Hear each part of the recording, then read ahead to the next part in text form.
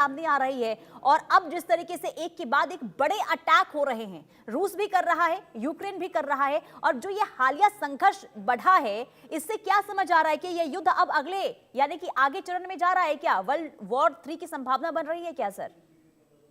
देखो, जहाँ तक प्रेसिडेंट डोनाल्ड ट्रंप का ताल्लुक है, डोनाल्ड ट्रंप साफ तौर पे कह रहे हैं जिस माफी एक दूसरे की तरफ हमले हो रहे हैं, और उन्होंने कहा कि पिछले महीने में 25,000 से ज़्यादा सैनिक मारे गए। ऐसे में वो साफ तौर पे कह रहे हैं कि ये युद्ध जो है आगे आगे चलकर एक वर्ल्ड वॉर 3 में कन्वर्ट हो सकता है। मेरे मुताबिक इट्स एन इम्पॉसिबिलिटी। ये एक किस्म से उनकी उनकी तरफ से प्रेशर डाला जा रहा है रशिया के ऊपर और यूक्रेन के ऊपर कि किसी प्रकार से सीज फायर करे और युद्ध विराम करे और पीस का डायलॉग और डिस्कशन करके पीसफुल तरीके को अपनाए। लेकिन जब तक ग्राउंड ट्रूप्स नहीं उतारे जाते नेटो की तरफ से, या जब तक चाइना की तरफ से या किसी और देश की तरफ से ग्राउंड ट्रूप्स नहीं उतारे जाते, इस लड़ाई के अंदर किसी प्रकार की कोई संभावना नहीं थर्ड वर्ल्ड वॉर की। क्योंकि रशिया साफ तौर पर जानता है कि ब्रिटेन के पास में और फ्रांस के पास न्यूक्लियर वेपन्स है, और उनको हजारों की तादाद में नहीं चाहिए, 10-15 nuclear weapons is enough to wipe out Russia के की की इंस्टॉलेशन। मॉस्को को बर्बाद करने के लिए केवल एक न्यूक्लियर वेपन की जरूरत है। इसी माफिक स्टालिनग्राड या लेनिनग्राड को बर्बाद करने के लिए एक एक दो न्यूक्लियर वेपन की आवश्यकता है। मतलब टोटल 5 या 10 न्यूक्लियर वेपन काफ़ी काफ़ी से ज़्यादा है। और अगर रशिया इन देशों के ऊपर किसी प्रकार का न्यूक्लियर अटैक करता है इनको बर्बाद करने के लिए, तो नतीजा है कि दोनों ही कंप्लीटली डिस्ट्रॉय हो जाएंगे और दुनिया भी बहुत बड़े पैमाने से तबाह हो जाएगी। ऐसे में मुझे नहीं लगता किसी प्रकार से कोई थर्ड वर्ल्ड वॉर की संभावना है। वैसे कि ट्रंप साफ तौर पे कह रहे हैं कि थर्ड वर्ल्ड वॉर की तरफ जा सकते हैं, लेकिन अगर थर्ड वर्ल्ड वॉर में, मैंने जैसे ही पहले कहा, जिस दिन लड़ाई स्टार्ट हुई थी आज से 4 साल पहले, केवल मैं ही एक अकेला शख्स था जिसने साफ तौर पे कहा था पुतिन ने बड़ा जबरदस्त ब्लंडर किया है, जी। वो ये लड़ाई जीत नहीं सकते। और नेटो जो है, यूरोपियन नेशन जो है, यूरोप यूरोप जो है, ये जेलेंस्की को लड़ाई हारने नहीं देगा। मैं आज भी नहीं, यही कहता लेकिन हूँ। सर मैं उसका आपसे ये समझना चाहूंगी, एक लंबा संघर्ष ये चल रहा है, 4 साल से ज्यादा का वक्त हो चुका है। ऐसे में अब यूक्रेन आखिर कितना सक्षम है? यानी कि सैन्य क्षमता की अगर हम बात करते हैं यूक्रेन की, तो अब कितनी नजर आ रही है? क्योंकि देखिए, अगर हम अमेरिका की बात करते हैं तो अमेरिका ने हाथ तो पीछे खींच लिया है यूक्रेन से और साफ कह दिया गया कि अब यूक्रेन को कोई भी हथियार नहीं दिए जाएंगे। ऐसे में अब लग रहा है क्या यूक्रेन रूस के सामने टिक पाएगा? देखो, अभी तक तो टिका हुआ है, और अमेरिकन के अपने अपने सीक्रेट इंटेलिजेंस एजेंसीज के मुताबिक ये युद्ध अगले 5 से 10 साल तक चल सकता है। यूक्रेन हम्म। के पास मैन पावर की कमी है, लेकिन जब तक उनको यूरोपियन यूनियन जो है और ये नेटो है हर प्रकार से सहायता करते रहेंगे। अमेरिका साफ तौर पे कह रहा है कि मैं हथियार नहीं दूंगा और मैं हम्म। मॉनिटरी रिसोर्सेज नहीं दूंगा, लेकिन वो कह रहा है कि अगर यूरोप पेमेंट करता है और मेरे से हथियार खरीदता है, ट्रंप को तो हथियार बेचना है। ट्रंप तो एक डील मेकर है, तो मेरे को कोई इतराज़ नहीं उनको हथियार बेचने के लिए।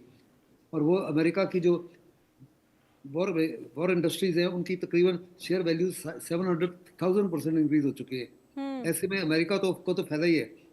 वास्तव में ट्रंप साफ तौर पे एक किस्म से नोबेल पीस प्राइज चाहते हैं, और किसी प्रकार से अगर वो रशिया और यूक्रेन के युद्ध को सुलझा सके तो वास्तव में वो नोबेल पीस प्राइज के लायक हो जाएंगे, और उनको शायद वो नोबेल पीस प्राइज मिल भी जाएगा। उन्होंने साफ तौर पे कहा कि हमने थाईलैंड कंबोडिया की भी लड़ाई छुड़वाई, लेकिन साफ तौर पे नजर आता है कि थाईलैंड कंबोडिया की लड़ाई दोबारा शुरू हो गई है।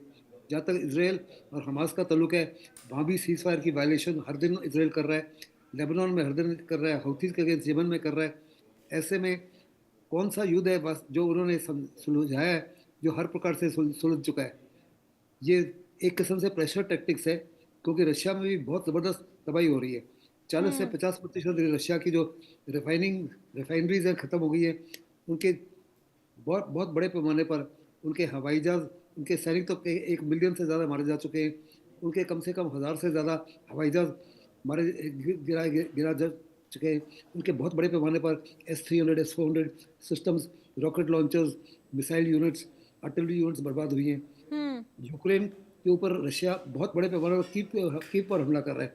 कीव के रियासी इलाकों पर भी हमला कर रहा है। कीव को हर प्रकार से उनके एनर्जी रिसोर्सेज के ऊपर हमला कर रहा है ताकि सर्दी से मरे। वो हर साल इसी भावी की कार्रवाई करता रहा है, लेकिन उसके बावजूद भी यूक्रेन झुका नहीं। अभी यूक्रेन ने भी जो भी कार्रवाई की है मॉस्को के अंदर, क्योंकि जी। बड़े पैमाने पर पिछले कई दिनों से कीव के ऊपर हमला हो रहे थे, भयंकर हमले हो रहे थे, उन्होंने इसी माफिक मॉस्को के ऊपर किया है, ये दर्शाने के लिए कि हर युद्ध में 2 खिलाड़ी हैं, और एक खिलाड़ी जो है हर प्रकार के नियम को तोड़ता है और मैं कमज़ोर ज़रूर हूँ, यूक्रेन कमज़ोर ज़रूर है, लेकिन यूक्रेन में भी क्षमता है बड़े पैमाने पर नुकसान पहुंचाने के लिए मॉस्को के अंदर, और वही उन्होंने कार्रवाई की है। हम्म, ठीक है। चलिए सर, मैं आपके पास वापस लौटती हूँ, लेकिन कुल मिलाकर देखिए अब कहीं ना कहीं अब यूक्रेन ने ये बड़ा कदम उठाया है, जो बड़ा अटैक हुआ है, तो इसका रिटेलिएशन भी होगा रूस की तरफ से। मैं आपके पास लौटती हूँ, हमारे साथ मनन द्विवेदी भी विदेश मामलों के जानकार जुड़ चुके हैं, मैं आपके पास भी आऊंगी सर, लेकिन उससे पहले बड़ी खबर का रुख कर लेते हैं। यूक्रेन युद्ध के विस्तार पर इस वक्त की बड़ी खबर सामने आ रही है। राष्ट्रपति ट्रंप का चौंकाने वाला दावा, चीजें तीसरे विश्व युद्ध की ओर जा रही है। यूक्रेन वॉर में हर कोई खेल खेल रहा है, ये ट्रंप की तरफ से कहा गया है। ट्रंप युद्ध के दोनों पक्षों से निराश हैं, यानी कि बार बार देखिए ट्रंप की ओर से कोशिश की गई कि युद्ध खत्म हो जाए, लेकिन ऐसा होता हुआ नजर नहीं आ रहा है, जिसके बाद अब ये बयान सामने आया है और सीधे तौर पर ये कहा कि तीसरी चीजें जो है तीसरे विश्व युद्ध की ओर जा रही है। यूक्रेन वॉर में हर कोई खेल रहा है। ट्रंप युद्ध के दोनों पक्षों से भी निराश हैं। ये स्टेटमेंट डोनाल्ड ट्रंप का सामने आया और इस स्टेटमेंट को भी जरा हम समझ लेते हैं मनन द्विवेदी सर, क्योंकि देखिए राष्ट्रपति डोनाल्ड ट्रंप जिन्होंने पूरी कोशिश की कि 4 सालों से जो युद्ध चल रहा है इस पर विराम लगे, लेकिन इसमें वो सफल होते हुए नजर नहीं आए, जिसके बाद ये अब कहीं ना कहीं देखिए जो स्टेटमेंट उनका सामने आया, उन्होंने कहा कि मैं निराश हूं, लेकिन उन्होंने एक चीज और भी कही, वो कि जो चीजें हैं अब वो तीसरे विश्व युद्ध की ओर जा रही है। तो इस स्टेटमेंट को किस तरीके से देखा जाए सर? क्या वाकई में अब वर्ल्ड वॉर 3 की संभावना? देखिए, मैं ये कहूंगा कि जो हमारे राजनीतिक लीडर्स हैं, हमारे जो स्टेट्समैन हैं, वो इस बात को एश्योर करने का पूरा प्रयास करेंगे आज के पोस्ट ट्रूथ और आज के कॉन्फ्लिक्ट स्ट्रोन वर्ल्ड में, कि बेसिकली विश्व युद्ध को किसी तरीके से एवेट किया जाए। तो मुझे लगता है कि तीसरे विश्व युद्ध की अवधारणा या डेवलपमेंट तो शायद नहीं होगा, पर जिस तरीके से नेटो तैयारी कर रहा है रशिया के अगेंस्ट, उससे लगता है कि प्रेसिडेंट डोनाल्ड ट्रंप को अपना स्टैंड बदलना पड़ेगा।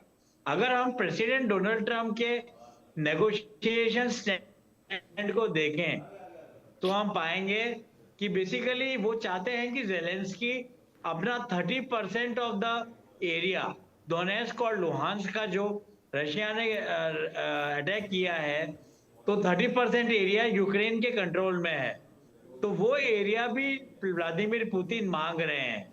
और प्रेसिडेंट डोनाल्ड ट्रंप ने भी कहीं ना कहीं ये बात बोली है, कई बार रिपीट की है, कि अगर जेलेंस्की को टेरिटरी का रीजन का टेरिटरी का लॉस भी होता है, तो भी उन्हें व्लादिमीर पुतिन के साथ और रशिया के साथ संधि कर लेनी चाहिए।